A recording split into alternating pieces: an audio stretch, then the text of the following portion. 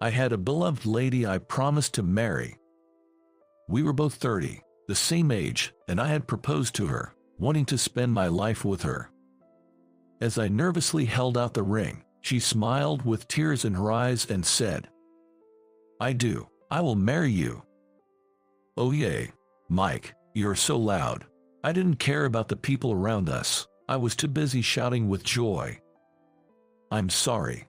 My face turned red as I apologized to Catherine. She laughed, finding my reaction funny.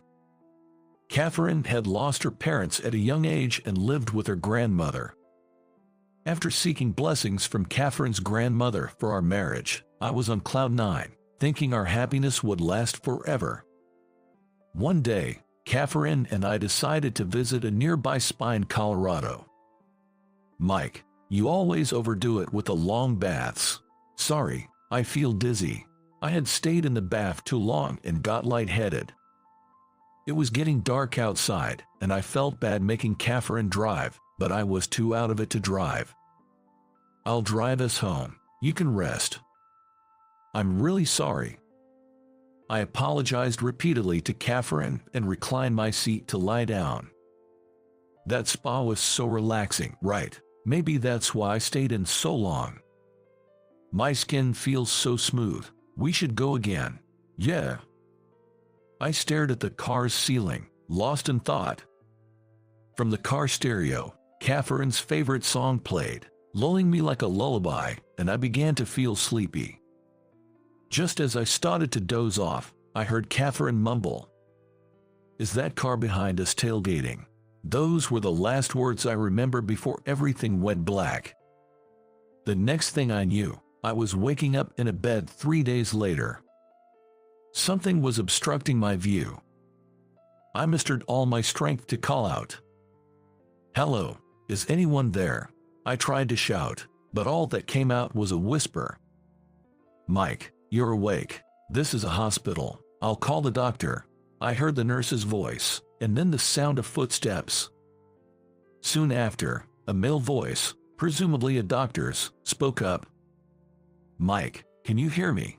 How are you feeling?" Why am I here? My memory was a blank slate.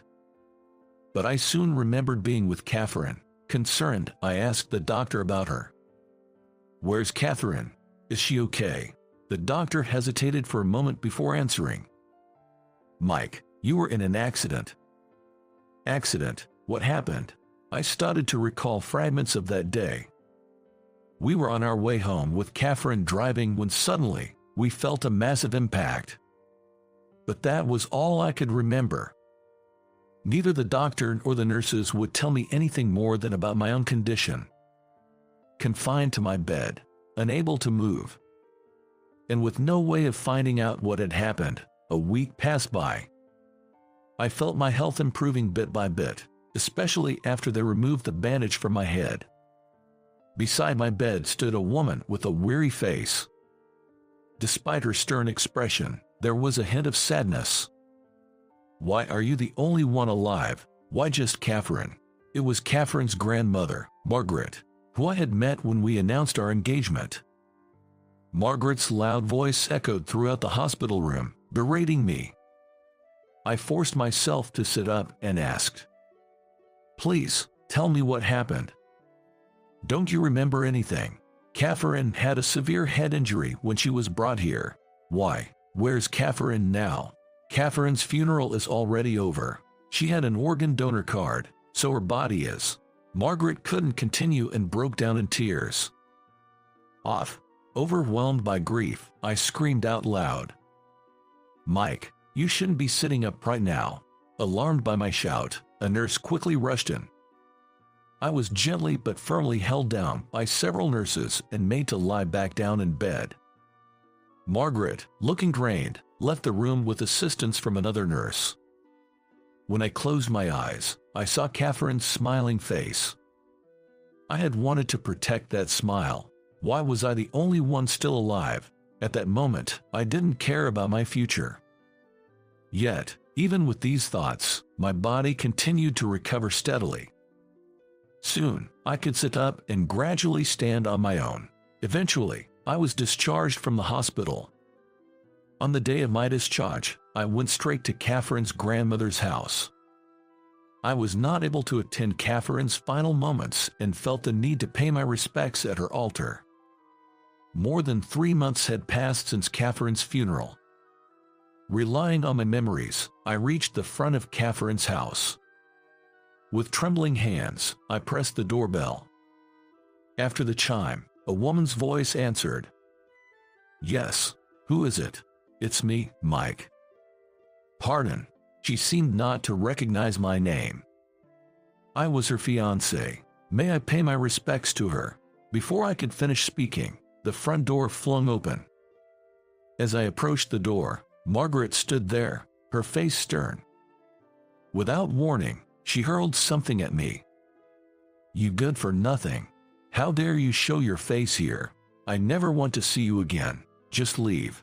Silently, I accepted Margaret's anger. She looked much frailer than when I first met her. She must have been devastated, having lost Catherine, her only grandchild and family. Feeling her pain, I was left speechless.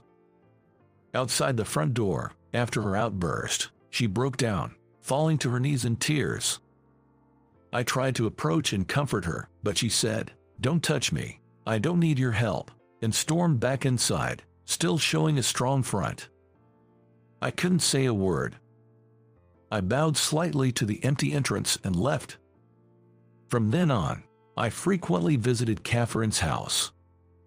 I desperately wanted to pray in front of her altar. No matter how many times I visited, Margaret's attitude remained unchanged. She would just yell at me. Unable to say my goodbyes, I wasn't even allowed to offer my prayers in front of Catherine's portrait. Feeling lost, I returned to my job. I kept telling myself that I needed to be strong, to live a life that wouldn't shame Catherine's memory, so I returned to my previous workplace. There, everyone offered their condolences. Each time, I felt a resurgence of loss and sadness. Still, I immersed myself in work. If I didn't stay focused on something, tears would flow. I couldn't imagine being with another woman after Catherine. Work was different. If I worked hard, I could see the results. That's why I worked all the time. Then one day, I received a call on my phone from Margaret. For a while, I have visited her frequently, but then I stopped, thinking my visits might be prolonging her grief. Before I knew it, a year had passed since Catherine's passing. "Hello, is this Mike?" "Yes, speaking." Hesitantly, I pressed the call button as I recognized the unfamiliar number on my phone's display. "It's Margaret, Catherine's grandmother." "Margaret, I'm sorry for calling out of the blue. If you're free this weekend, could you come by?" I assumed she was inviting me for Catherine's first-year memorial service. That weekend, I visited Margaret. "Thank you for coming. Please come in." Margaret, who came to greet me at the door, looked even more frail and seemed lacking in energy. "I brought these. They are from Catherine's favorite pastry shop. Could I offer them in front of her altar?" "That's very thoughtful of you. Thank you." I sat in front of the altar and stared at Catherine's portrait. She was captured in a moment of radiant happiness. "Such a lovely picture," I murmured to myself. While I was praying and gazing at Catherine, Margaret spoke from behind. "It's a beautiful picture, isn't it?" "Yes, very much so." Tears flowed naturally from my eyes. "Oh dear," Margaret remarked, handing me a tissue. "I'm sorry for all the times I yelled at you and turned you away." She bowed her head.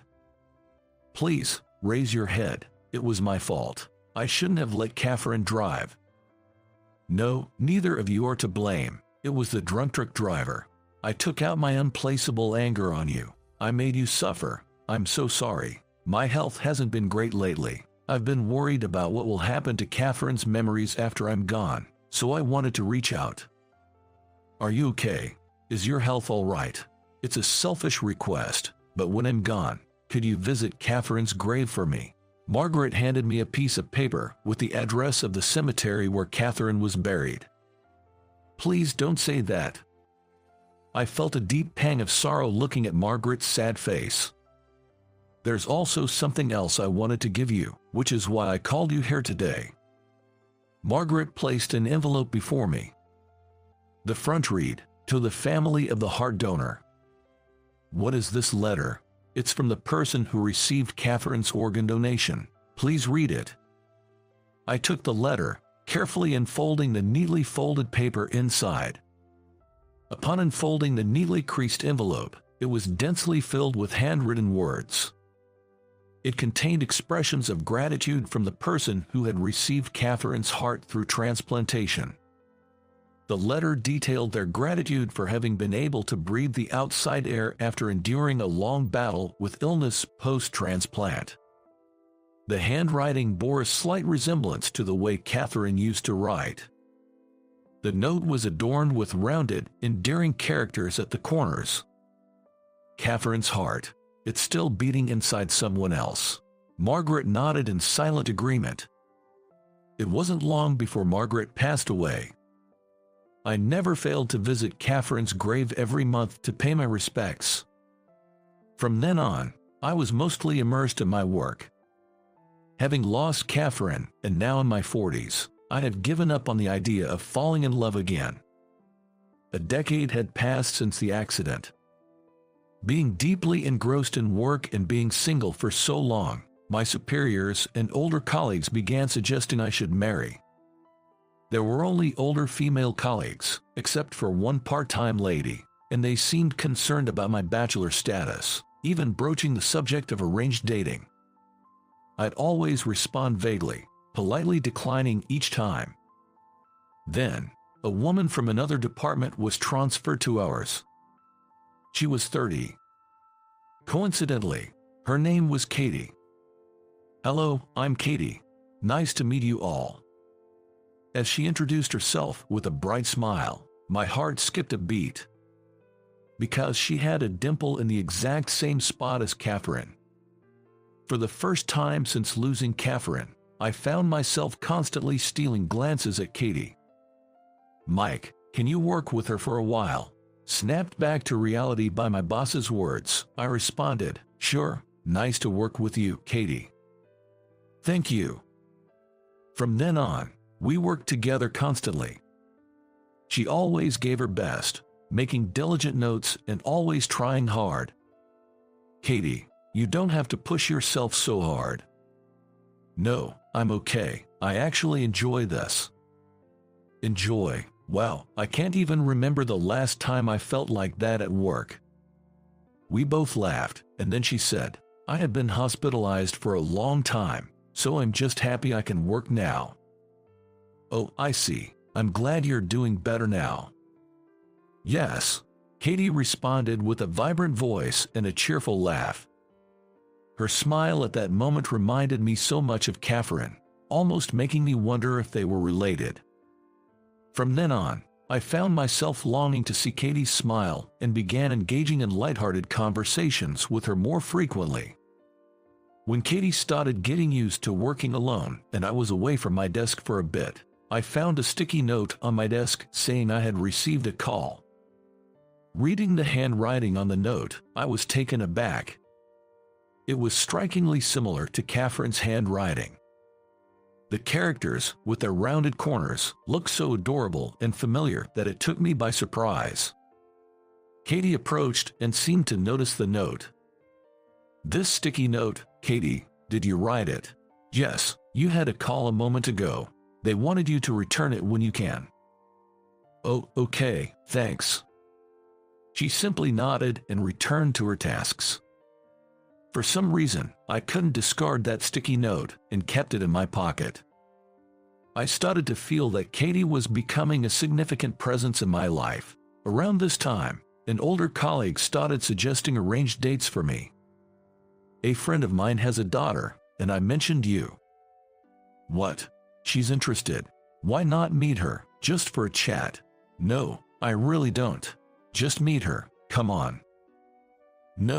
No matter how many times I refused, My senior coworker persisted, trying to get me to say yes. Perhaps noticing my frustrated expression, Katie chimed in with perfect timing, using work as an excuse to speak to me. Mike, I had something to ask you, but are you busy right now? Mike, just think about it, the senior said, trying to push the matchmaking further. Sigh, I replied half-heartedly. Was everything okay? Katie, you're a lifesaver. Thank you. So, what did you want to ask? Oh, sorry. I just said that to interrupt you intentionally. Oh, got it. Still, you really helped. It's not right to just meet someone for the sake of it, especially when I'm not interested. In that case, why don't you marry me? Taken aback by her sudden proposal, I was left speechless. Oh no, what am I saying? But when I look at you, Mike, I feel like I'm looking at myself. You feel the same way, Katie. My father doesn't approve of me working. Because of my lengthy hospitalization, he's worried about my health and pushes me to get married. You're still young, Katie. I'm already 30. Yeah, marriage is a personal choice, right? Aren't you interested in getting married, Mike? Caught off guard by her question, I paused for a moment before replying. I was deeply in love with someone, but we couldn't get married. I can't forget about her. Being hung up on the past at my age is kind of pathetic, right? I chuckled awkwardly to deflect. I want to experience a love like that too. You'll have plenty of chances in the future. But my parents are really pushing for me to get married, like right now. Is that so? So please, pretend to be my boyfriend. You were serious about that, I had assumed she was joking, but the serious look in her eyes made my heart race. If it's just for show, then that's great. Since we'll need to know more about each other, why not go out for dinner tonight? While I was still taken aback, Katie quickly decided on a restaurant and time and got back to work. After that, we started meeting more frequently under the guise of strategy meetings. We discussed everything, from how to make a good impression on her father to our supposed shared interests and how we met. As we started spending more time together, I began to notice a budding feeling within me. It was love. Being with her was joyful, and I started to desire to know more about Katie and to spend even more time together. However, I couldn't be honest with my feelings. I figured she probably wouldn't be thrilled about being liked by a 40-year-old man, and more than that, I was afraid of betraying my feelings for Catherine, who was my wife. Holding back these emotions, the day came to visit her house. We agreed to meet near Katie's home, and she led me to her residence. Are you nervous? Yes, very. I was incredibly anxious. A different kind of nervous than when I had visited Katie's grandmother. I was worried if I could keep up the charade. I'm nervous too, but my father was really looking forward to meeting you. I'm just concerned I might slip up. Katie chuckled softly. When we arrived at Katie's house, she opened the front door and her parents came out to greet us. Welcome, glad to have you here. Mike, please come on in. Suddenly hearing my name from Katie, I was startled. Oh, thank you. I removed my shoes and stepped in, offering the gift I had brought to her father. Here is the gift for you, I hope you like it. Her father just stared at me, not making a move to accept it. Oh dear, thank you for your kindness. Katie's mother graciously accepted it in his stead. I had assumed they would be welcoming since Katie had told me they were eager for her to marry. However, her father's gaze felt penetrating, making me feel exposed. They led me to a traditional sitting room where her father took a seat across from me. Katie, claiming she would help her mother, left me alone with him. Without wasting any time, her father spoke up. I apologize for making you go along with Katie's charade. No, I hesitated, revealing my uncertainty. Look, I desperately tried to smooth things over, but it felt like Katie's father could see right through me. It's my fault. I shouldn't have rushed her into all these matchmaking meetings. Resigned, I didn't refute his claims and just listened silently to what he had to say. She had been hospitalized for a long time. In middle school, we discovered she had a serious heart condition. Yes, I heard she was hospitalized. It worsened to a point where a transplant was necessary. Fortunately, a donor appeared, and thanks to that, she's now as healthy as you see. A donor? When was this? It was when she was 20, so about 10 years ago. 10 years ago. In my mind, I pictured Catherine's face. I was wondering, perhaps. She looks so full of life now, as if she never battled illness, but as her parent, I hope she marries a good man and has children soon. As we talked, Katie entered with a cheerful voice, saying, "I made a homemade cake. Keep what I told you a secret from me." Her father put a finger to his lips, signaling for silence. "What were you two chatting about?" "Just reminiscing about your past." I had a pleasant time with Katie's parents and went home that day. After debating whether to tell Katie what her father knew, I decided to reveal the truth. After work, I called her to a nearby park. "I'm sorry for calling you out here. I wanted to thank you for the other day. Truly, thank you. And about the other thing." Katie seemed hesitant, like she wanted to say more. Without noticing her discomfort, I revealed that our secret was out. "What?" "Dad knew. He hasn't said a word since the day you came over. Parents are sharp, aren't they? He actually asked me to keep it from you, but I've been thinking, I want our lie to be the truth." "What do you mean?" "Maybe I got ahead of myself when you mentioned marriage, but I've felt that I could fall in love with you all over again. I want to know how you really feel. I also want our lie to become our reality." As Katie confessed this, her face turned bright red. From there, our relationship, which began on a lie, turned into a genuine romance. "I've always wondered, why did you ask me to pretend to be your boyfriend?"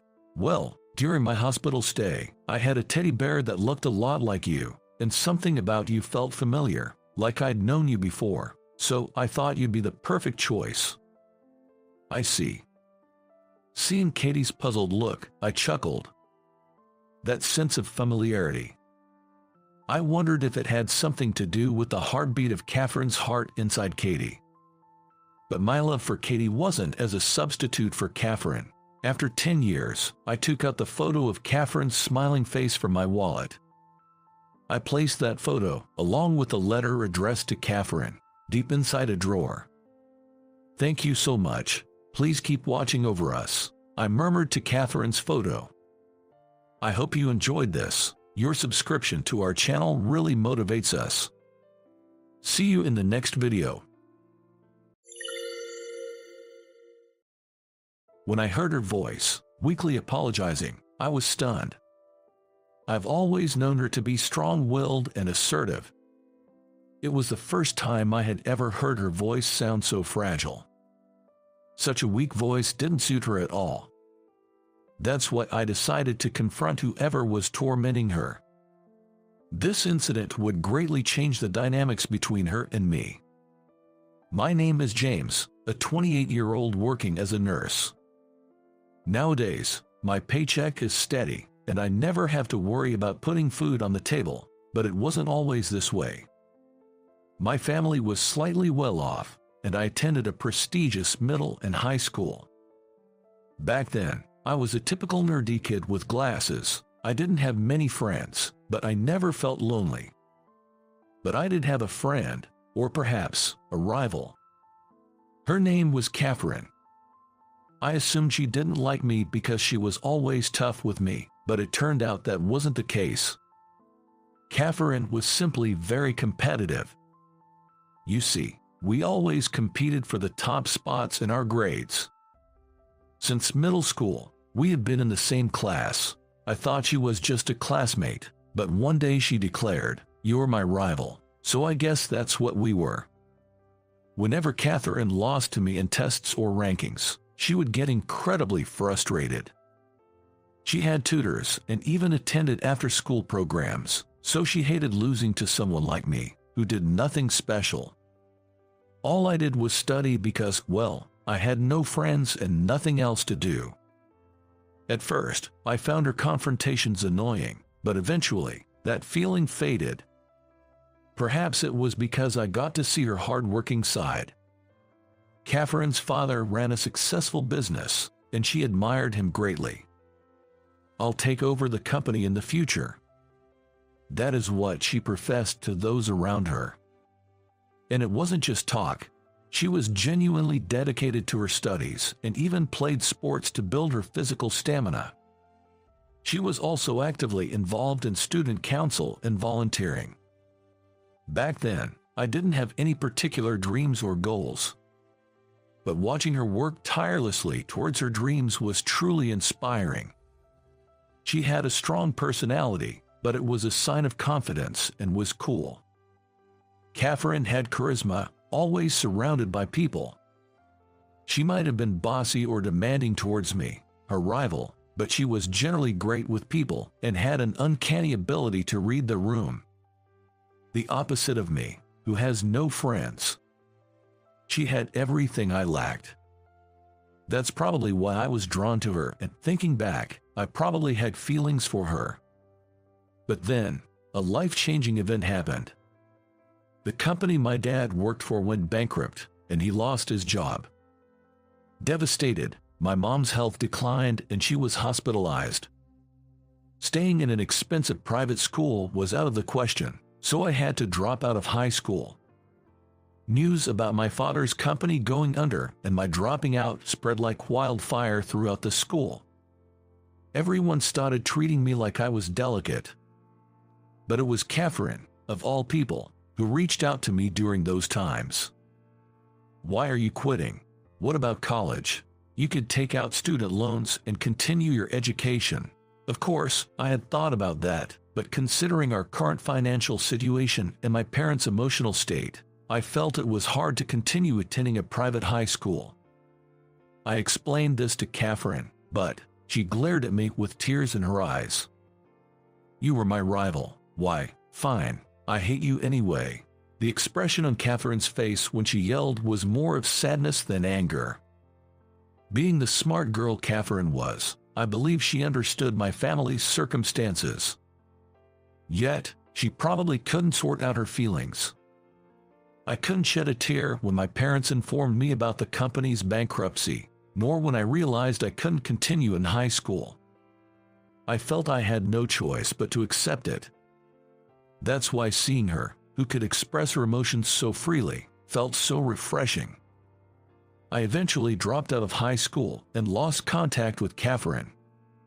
I worked part-time jobs to save up money.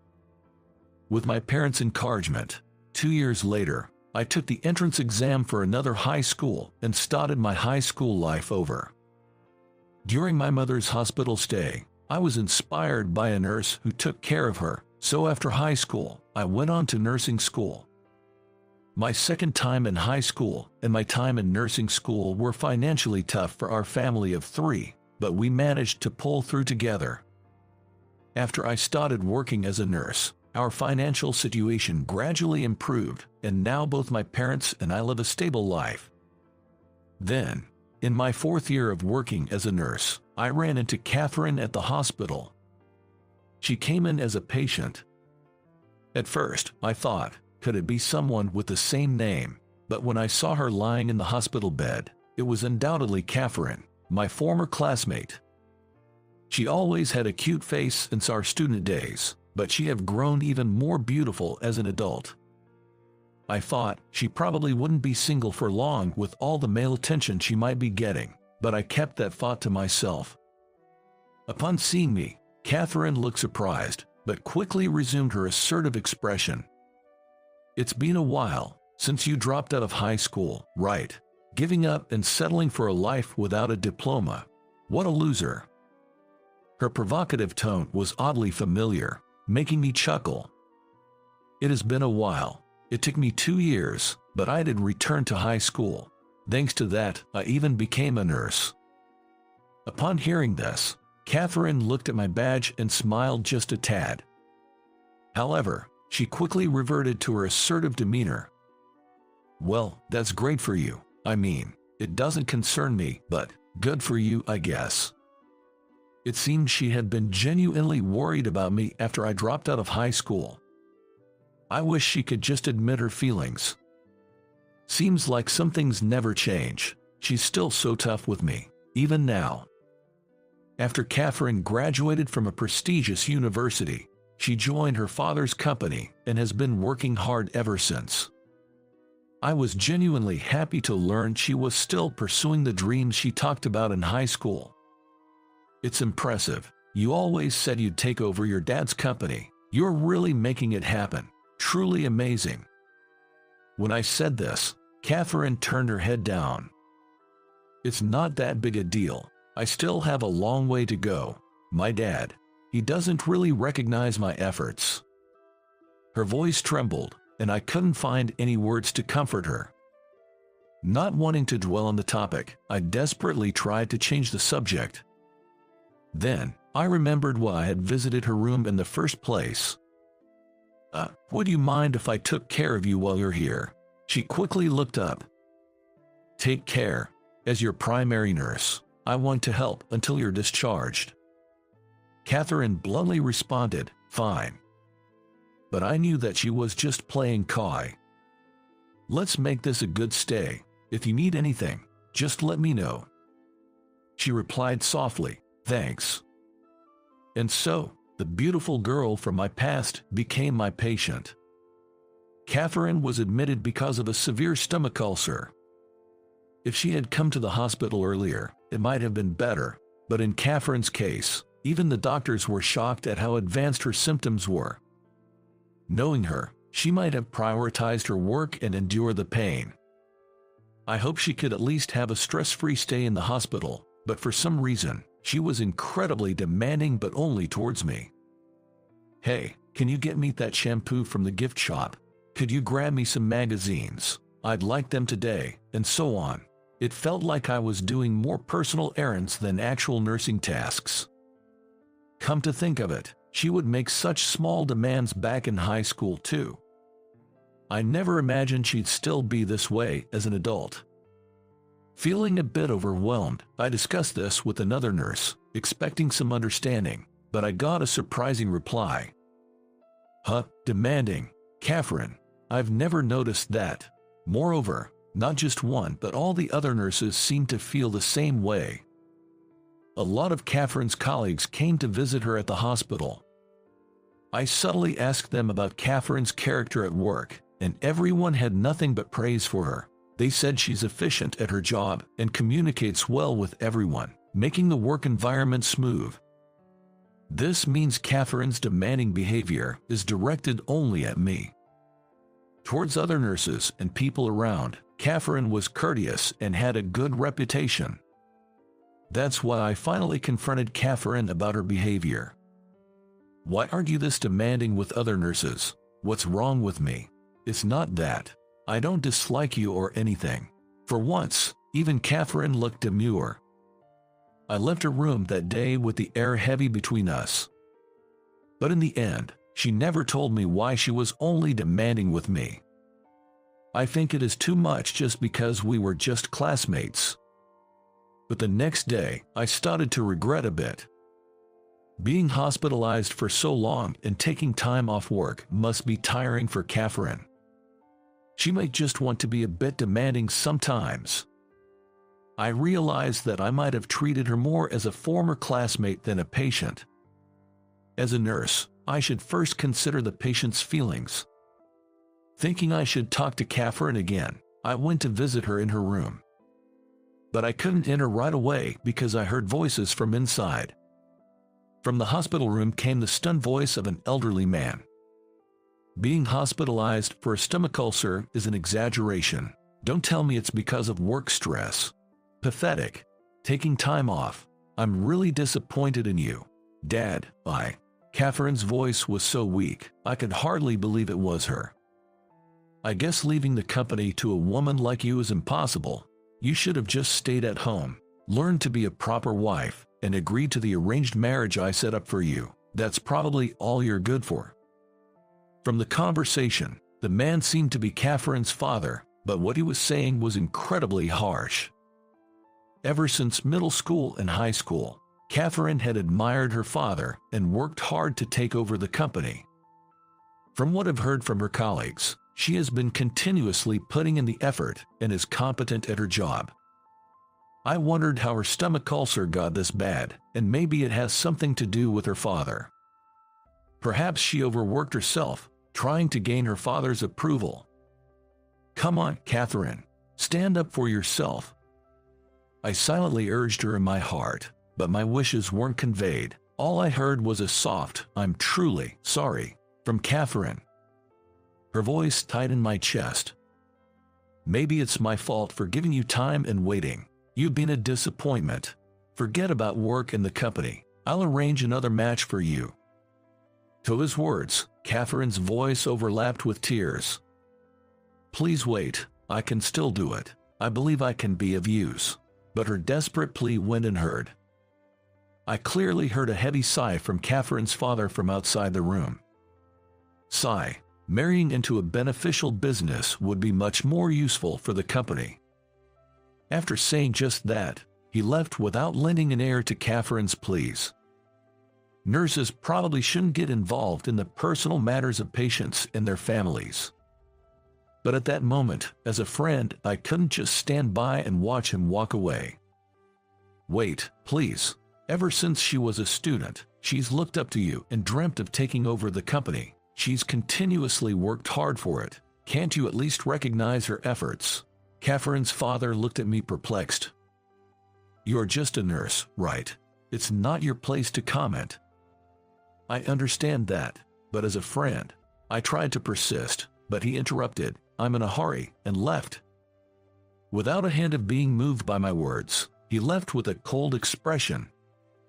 Back in the room, Catherine was crying. She covered her face with both hands, trying to hide her tears. "I'm sorry, I shouldn't have said anything. I apologized like that." In her usual assertive tone, Catherine responded, "You really shouldn't have, I'm fine." Then, I held out my right hand to her. "Then, show me your hand right now." "Huh?" Hearing my words, Catherine became hesitant, covering the back of her hand with her other hand. I gently took Catherine's hand in mine. The back of her hand was red. Some spots even looked like they had turned into bruises. Truth be told, since her admission, both the doctors and the nurses had noticed marks on the back of Catherine's hands, as if they'd been pinched. But when another nurse first inquired about it, Catherine seemed to try to hide them. So, the hospital staff was waiting for the right moment to ask her again. And just a short while ago, I accidentally saw it through the small glass on the door. While being berated by her father, Catherine had been digging her nails into the back of her own hand. I asked as gently as I could.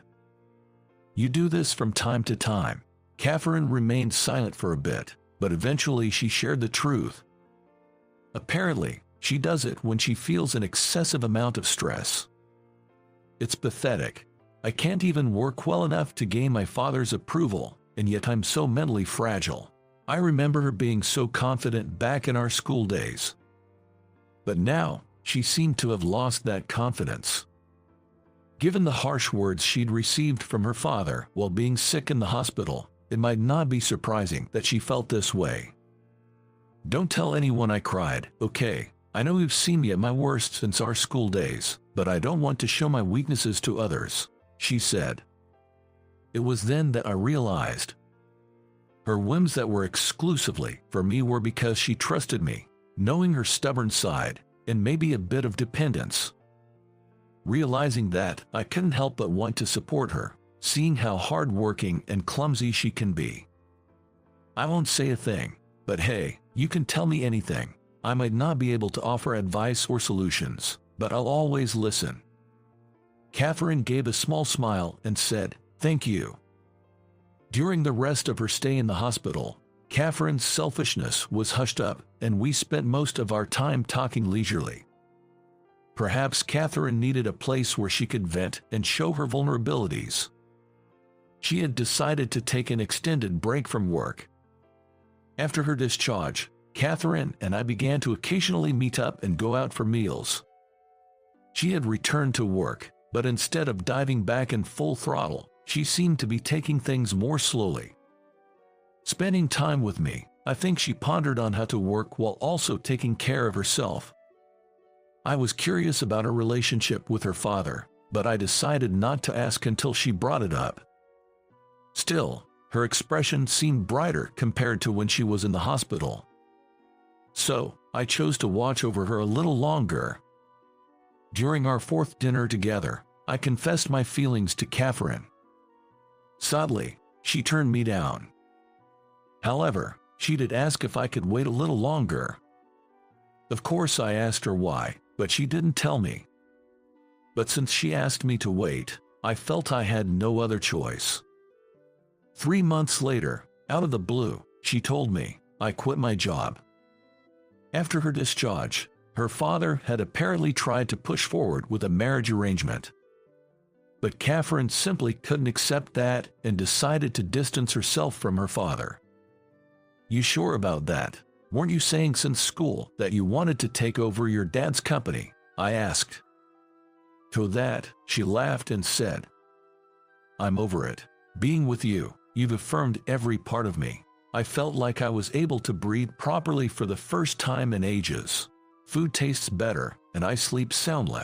I realized I hadn't been taking care of myself at all. From now on, I want to live in an environment where I'm accepted for who I am. Her smile as she said this was genuine and unclouded. So, will you stand by me as I make a fresh start? She asked. I responded with an enthusiastic of course, and hugged her. I was overjoyed to see her moving forward while cherishing herself. And so, our romantic relationship began. 2 years have passed since then, and Catherine is now working hard at a company different from her father's. I proposed to her recently, got the green light, and we plan to marry soon. After Catherine left her father's company, Catherine's father was apparently severely scolded by her mother. She told him, "Your way of thinking is too old-fashioned. Change your ways or we're getting a divorce." It seems that was the wake-up call for Catherine's father. But as we know, people don't change overnight. Nevertheless, it seems he's gradually coming to accept Catherine. We managed to chat a bit when we visited him to formally announce our engagement. Apparently, his excessive expectations stemmed from the fact that she's his daughter. Both Catherine and her father seem to have a mutual desire to reconcile. Their relationship may still be somewhat strained, but I hope I can help bridge the gap between them. I'm certain their relationship can be mended. After all, Catherine's father has a wife who isn't afraid to scold him, and Catherine has me by her side. I believe that when people have someone to lean on, they can become kinder and continue to move forward with hope. This is the story of how my wife and I met. Thank you for listening to my story about the woman I adore most in the world. I hope to continue building a happy home with her while I am under my wife's thumb.